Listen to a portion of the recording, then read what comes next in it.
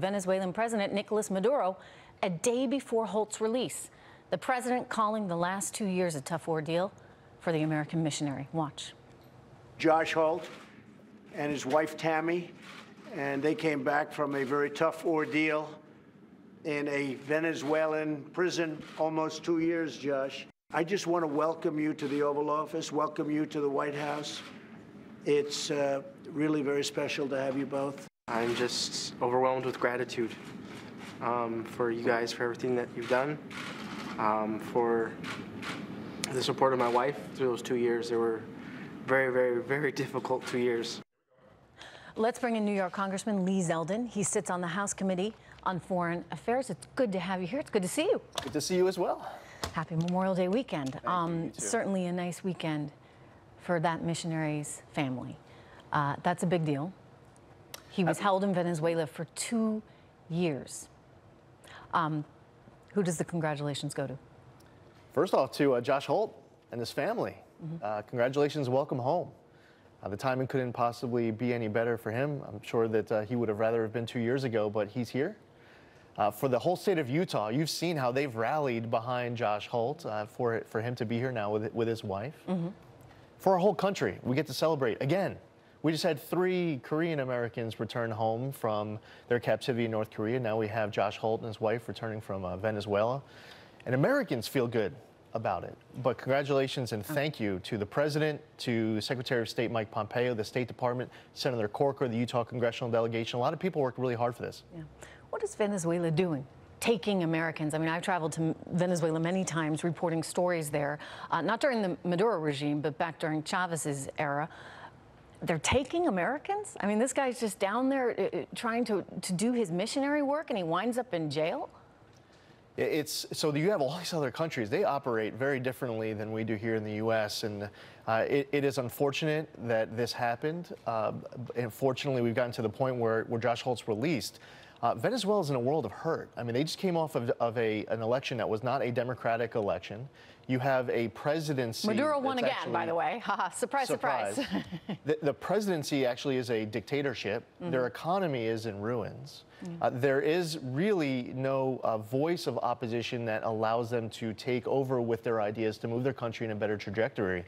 So their nation doesn't really need to keep adding to that world of hurt by holding hostage and wrongfully imprisoning a United States citizen. Okay, so speaking of all these sort of rogue nations or rogue regimes, if you would, this brings us, of course, to North Korea. And the big question is whether or not this summit is actually going to happen or not. Maybe it's back on. Here's the president speaking about North Korea. Watch. We're doing very well in terms of the summit with North Korea. Looks like it's going along very well. As you know, there are meetings going on as we speak in a certain location, which I won't name, but you'd like the location. It's not so far away from here. And I think there's a lot of goodwill. I think people want to see if we can get the meeting and get something done. If we got that done, and if we can be successful in the denuclearization of the Korean Peninsula. Congressman Zeldin, let me just ask you about why has this been so touch and go? I've gotten word that perhaps the Chinese had something to do with this. General Keane telling me recently that his sources, which are quite good, are telling him that the Chinese have begun trading with the North Koreans again, and that they are trying to bring the North Koreans back into the fold, and they don't like the idea of us having this summit. So are they really mucking things up enough that the summit might actually be off? Well, it looks like if that question was being asked a few days ago, after the president made his announcement, it looked off. Right. Over the course of the last couple of days, it seems like North Korea's reaction has been one of saying, hey, listen, we want this summit to take place. They have sent signals that we're receiving overnight that they are in favor of a full denuclearization, according to the South Korean president. China played an important role in 2017. If you remember, in August, there was a unanimous UN Security Council resolution vote where even China and Russia voted. It was unanimous to effectively cut off over 1/3 North Korean exports. China played an important role in getting North Korea to the point where they wanted a summit and realized they needed a different trajectory for their country.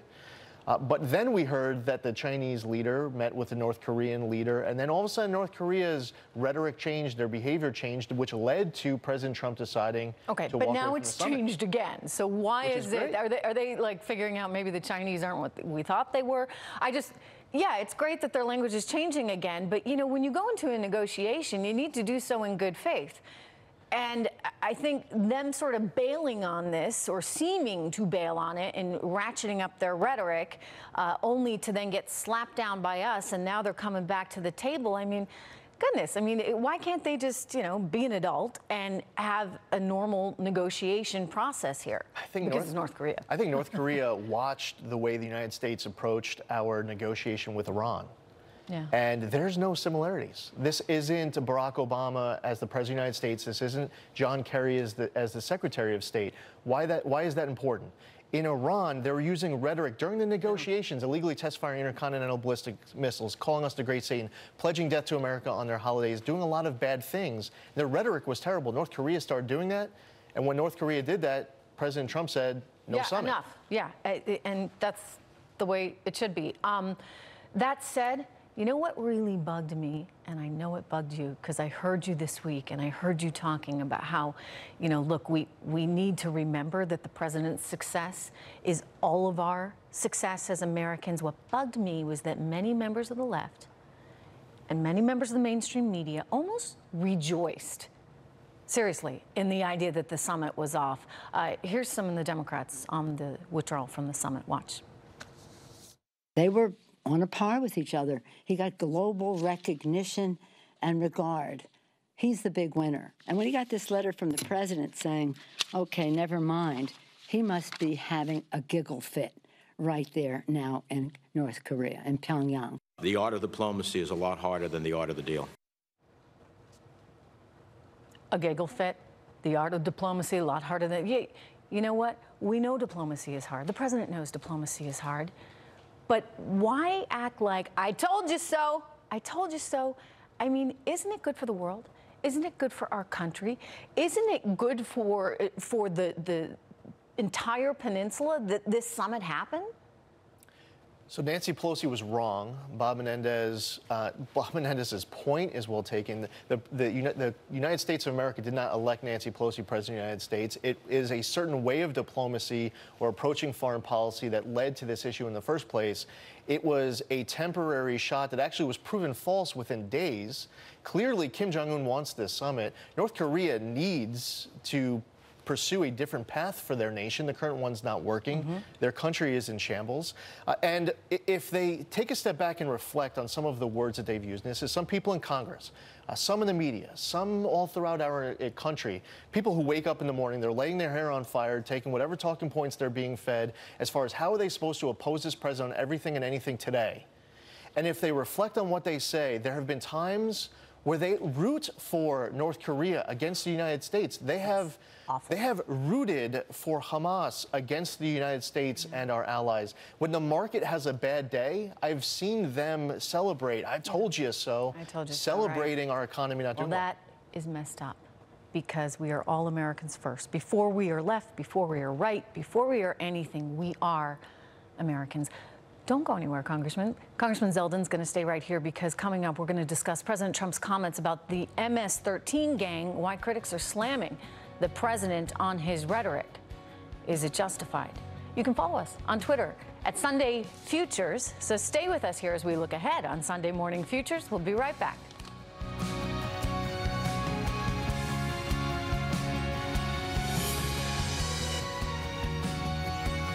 This issue should transcend partisan politics.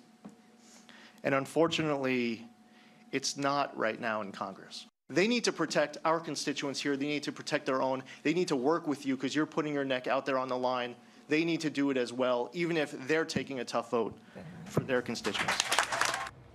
That's New York Congressman Lee Zeldin reacting to President Trump's speech last week in Bethpage, Long Island, on illegal immigration and the violent MS-13 gang. But critics are saying that the president is unfairly conflating the crimes committed by the ruthless gang, and I mean ruthless, with all illegal immigrants. You know, Mr. Zeldin, you were there at the event. I think it's pretty clear when he's talking about animals that he's referring to the gang members, because he was talking about MS-13 and some of the horrible things that they have done. And, you know, you're probably giving animals too much credit to call those people that do these horrible, horrible, horrible. We don't even need to go into it, but you know what I'm talking about. To do that, and then they're saying, well, no, he's referring to all immigrants when he says that. That seems like kind of a leap, right, if you would? I mean, taking things out of context. And I think this is partly why Americans are so frustrated with the media and so frustrated with those that are trying to pull him down. What do you think he meant, sir, with those comments? That is a leap. That's a leap off the side of a cliff and falling on your face, because the California sheriff was clearly asking at the White House about MS-13. And the president directly, immediately responded to that comment, referring to them as animals. And then you have members of Congress and the media and others who are trying to conflate that to him, talking about all immigrants. I mean, they went big, they went broad. Now, what's important, you pointed out, calling them animals is a nice way of putting it. You could actually call them much worse. What's very interesting was, while we were at this roundtable, you had two sets of parents there, for childhood best friends who were murdered by MS-13. And the animals remark came up a few times in describing MS-13's behavior and their lack of humanity, their lack of character. The reaction from these parents are all the confirmation that the victims, their families, the people most impacted by MS-13, they're the ones who can absolutely validate that MS-13 are in fact made up of animals. We hear about the high-profile crimes. We had those two best friends. You had 4 people also just before that murdered with machetes in Central Islip ball field. And ripping the hearts out, and the horrendous gang rape. It's really bad, and this is an extremely violent group. I had one guest tell me, you know, they make the mafia look, you know, like Disney or something, because it is that bad. And they are extraordinarily ruthless, unlike anything we have ever seen historically. And so with that in mind, and also knowing, as some of the people there on that panel pointed out, that a lot of people are coming into this country as youths, and they haven't been properly vetted, and they're here illegally. And if you're trying to actually control crime in certain neighborhoods and throughout the U.S., if you're trying to control drug trafficking, why wouldn't you control your borders? Why would you allow people in and give them the potential to do this enormous harm and join a gang like MS-13? The right policy would be better border security, better interior enforcement, ending catch and release, to end the visa lottery, to also with the UACs, the unaccompanied alien children, that program, we have these individuals who are set up for failure the entire time. The Obama administration actually was encouraging parents of these Central American countries to turn their kids over to these coyotes for this dangerous mission in the United States. The UACs, they end up coming to, by the way, some of them are held at gunpoint in order to be able to cross the border, have to do bad things, carry narcotics to get across the border. But then they come into communities where the gangs are targeting UACs for recruitment. So for that parent, the right thing for the United States to be doing, the right policy would be to tell that parent not to turn their kid over. The Trump administration recognizes that.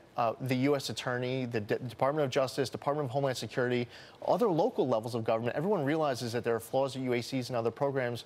We need to fix it. We want to fix it. We're up against some opposition, some obstructionism in Congress, but we have to fight through it, and we just need to shame these Democrats if they're not willing to do the right thing on their own. All right, let me get to another hot topic right now, and that's whether or not there's going to be a second special counsel to look into what may have happened with the FBI, how on earth that FISA warrant was issued based on a dossier that nobody had bothered to even check and see who had financed it. You are calling for a second special counsel.